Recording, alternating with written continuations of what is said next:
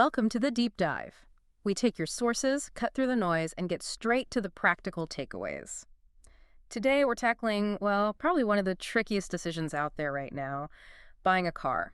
Specifically, how do you balance wanting to go electric with, the hard reality of your budget? It really is a puzzle, isn't it? A high-stakes one. Our sources lay out a pretty structured way to think about it. They start with some, let's call them non-negotiable financial rules based on income. Then they dig into the tipping points like when does switching to electric actually start saving you money. And finally, break down the different ways you can actually pay for the thing. Okay, let's unpack all that. Our mission here, for you listening, is really twofold. First, we need to pull out those hard financial rules, the commandments, if you will, that should guide how much you spend. And second, we're zeroing in on the specific measurable things that tell you, okay, now's the time to actually make the switch from petrol or diesel to electric. So let's dive in. First things first. The foundation, according to the sources, has got to be financial stability. That seems obvious, but let's make it concrete. If someone's starting fresh, what's the absolute core guideline for budgeting for a car? Right. That's what the sources call the 20-30% rule. And honestly, it's presented as the gold standard if you want to stay financially sound with car ownership. The rule basically is that your total vehicle spending, and this is key, total shouldn't be more than 20% to 30% of your gross annual income. And total means everything: the purchase price or finance payments, fuel or electricity, insurance, maintenance, taxes, all of it. All of it. That's the critical part. If you forget one of those, you're already kidding yourself about the cost. Okay, so this is where it gets interesting because we can take that rule and see what it actually means in terms of budget. Let's be conservative, say. Aim for the 20% end of that range.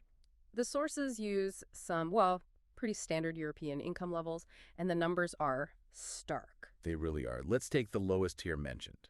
Someone earning 20,000 euros a year. So 20% of that is 4,000. That's their maximum yearly spend on the car, everything included.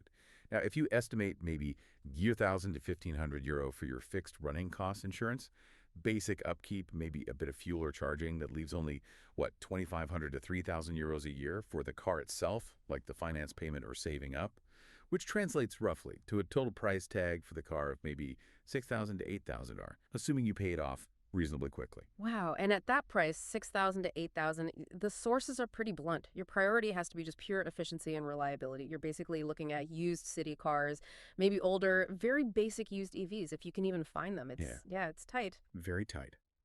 Now, move up a step. Someone on 30,000 euros a year, their 20% cap is 6,000 euro annually.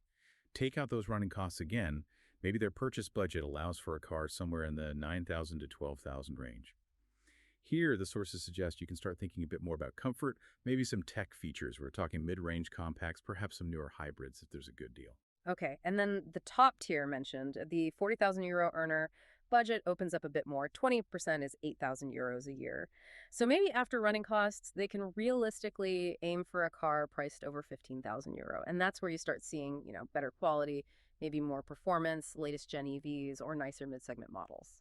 What's really striking, though, is how that 20% rule immediately shows that buying a new electric car, even the cheapest ones, is likely out of reach for those lower income brackets. The upfront cost is just too high to fit. Exactly. Even finding a decent used EV in that 6,000 to 8,000 euro bracket is a big ask when you're sticking to that 20% total cost rule. Honestly, looking at these numbers, I think I'll be sticking with my bicycle for a bit longer. Definitely kinder to the budget. Probably a wise financial move. But the critical point for you, the listener, whatever your income, is remembering this car budget has to fit into your overall finances. You still got rent or mortgage, food, family costs. And if you finance the car, that monthly payment is a fixed weight you have to carry. It all needs to add up. Right. So, okay, we've dealt with the initial sticker shock and the budget rules. Let's shift gears to the long game. We know EVs cost more up front. When do those supposed benefits like lower maintenance, cheaper fuel actually start to pay off and make the switch worthwhile? What are the real tipping points? The upsides are definitely there, and they're how you eventually make back that higher initial cost, essentially amortizing it. The biggest one people talk about is maintenance. It's just simpler mechanics. Think about it. No oil changes, no spark plugs, no timing belts, no complex exhaust systems, no transmission fluid. Fewer things to break, basically. Yeah. Which should lead to lower annual upkeep costs. And the environmental angle is huge too, right? The sources mentioned something like a 73% lower life cycle impact compared to a combustion car. That sounds massive. It is a big number, yeah. But it's important to understand the context. That 73% figure is calculated over the entire life of the car, from production to scrapping. And, critically, it assumes the electricity grid gets progressively cleaner over time. So yes, making the battery is energy-intensive up front, but the zero tailpipe emissions day to day, combined with cleaner power generation over the car's 10, 15-year life, is what delivers that big environmental saving in the long run. Okay, but hang on. Let me play devil's advocate for a second because the sources bring this up too. What about the argument for just keeping your old petrol or diesel car, say something 10, maybe 20 years old? By not buying a new car, electric or otherwise, you avoid all the massive environmental impact of manufacturing that new vehicle, digging up lithium for the battery, shipping parts. That's a really important counterpoint, and the sources are clear about when that makes sense. Keeping an old, paid-off combustion car can be the better choice, both economically and environmentally, if, and this is the crucial bit, you don't drive very much. We're talking low annual mileage. If your car uses minimal and the car is still basically reliable, avoiding that huge upfront cost in the manufacturing footprint is arguably the smarter path. Okay, so we need a clearer line then. What signals, okay, my low mileage doesn't cut it anymore, or my old car is becoming a liability? What specific triggers, based on the sources, tell you the EV's higher price is now justified? What are those practical tipping points? The sources point to four main signals. First, and probably most important, high annual mileage.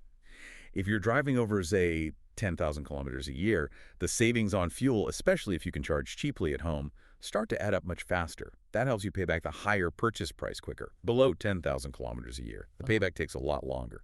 Second signal, repair bills. If your current car starts needing frequent, or worse, expensive repairs, think engine, transmission, major stuff, that's a huge red flag. That repair money might be much better put towards a down payment on an EV, avoiding throwing good money after bad. Makes sense. And the other 2 points are more about logistics, aren't they? Exactly. Third is charging convenience. Do you have easy, reliable access to charging? Ideally at home, overnight, which is usually cheapest, or maybe dedicated charging at work. If charging is going to be a constant hassle, finding public chargers, waiting around, that significantly dampens the EV appeal for many. And fourth is thinking ahead about regulations. We know the EU is phasing out sales of new petrol and diesel cars by 2035. Getting into an EV now means you're ahead of the curve, avoiding potential future restrictions on older cars, especially in city centers, and future-proofing your transport. Okay, that paints a really clear picture. So the balance is keep the old car if you drive very little and it's cheap to run, avoids waste, saves money up front. But switch to an EV if you drive a lot, have easy charging access, your old car is becoming a money pit, or you want to get ahead of regulations and maximize that long-term environmental benefit. Right? We know how much to spend, we know when it might be smart to switch. Now, the mechanics of actually buying it, this can be confusing. How do you actually structure the purchase? The sources covered the main ways. Yeah, this is where you trade off having cash now versus the total amount you'll pay over time. The simplest and cheapest in the long run is obviously a cash purchase. Pro, no interest, no loan fees. Gives you strong negotiating power too.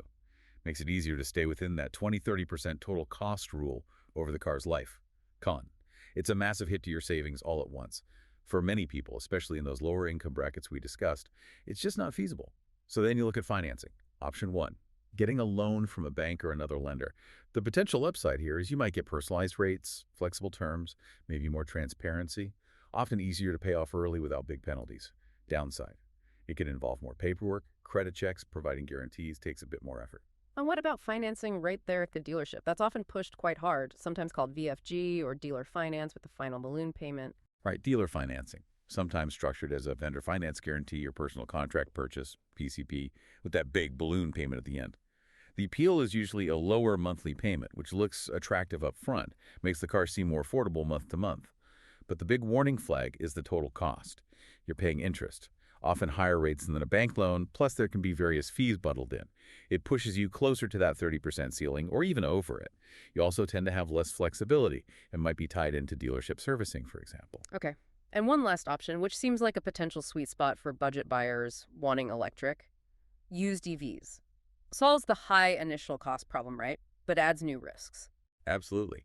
Used EVs are attractive because they let you get into electric without that huge new car price tag, and someone else has already taken the biggest depreciation hit. But, and this is a huge depreciation, but the absolute critical thing is checking the battery's health. It's not like checking the mileage on a petrol car. Yeah. You need proof, like a certified diagnostic report, often called a state of health or SOH check. This tells you how much charge capacity the battery actually still has left, compared to when it was new. So you really need solid data on the battery. It's like getting a full medical checkup for the most expensive part of the car, isn't it? Precisely. If that SOH percentage is low, the car's real-world range could be way less than advertised, which undermines the whole point. Your running cost savings might vanish if the range isn't practical for you. Plus, even though the purchase price is lower, you usually miss out on any government incentives that only apply to new EVs. And of course, it's still a used car, so there's always the standard risk of other parts having more wear and tear. Wow, okay. This has been incredibly helpful, I think, breaking down the rules, the decision points, the ways to pay. Let's try and wrap this up with a clear summary for everyone listening. Sure. Key takeaways. First, be strict with yourself on that 20% to 30% rule for total car cost relative to your annual income. Don't cheat on the total part. Second, use that 10,000 kilometers per year mark as a rough guide. Driving more than that makes the EV switch financially viable much faster. Also, watch those repair bills on your old car pill. Big bills are a signal to jump ship. And third, when you're buying, really weigh the upfront pain of cash versus the higher total cost and commitment of financing. Understand the true cost of those lower monthly payments. It really is a complex balancing act, isn't it? Trying to do the right thing for the planet, or at least feel like you are, while also making sure you don't wreck your personal finances. So, maybe the final thought to leave you with is this. We know that 2035 date is coming in the EU, the end of new combustion car sales. How can you start planning now to align that future reality with your own financial situation over the next decade? How do you position yourself to make the transition smoothly and save the most money in the process? That's the multi-billion-euro question, isn't it? A Yeah. fascinating challenge for everyone. Indeed. Well, thank you so much for walking us through all the complexities of car costs and going electric. It's been really insightful. And for everyone listening, if you found this deep dive useful, please do consider following the channel for more breakdowns like this. We really appreciate you spending your time with us today. Thanks for listening.